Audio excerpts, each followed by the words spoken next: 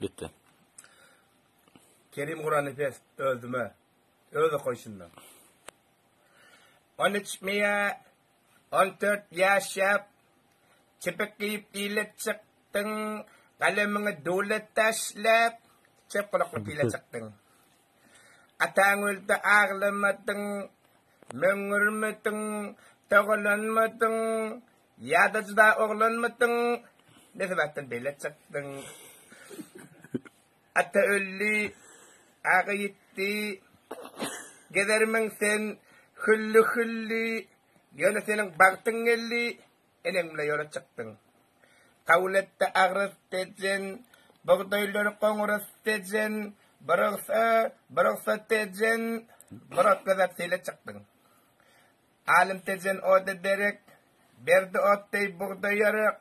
Davalların derek. Saklanıp sola çıktın. Yer yüzünü buğday edip.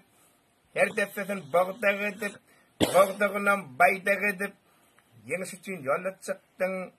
Başka sevgin yıktı alap. Büküp durdun. Bollun sallat. Kayıp gelin dostluğun kollap. Bir göze dula çıktın.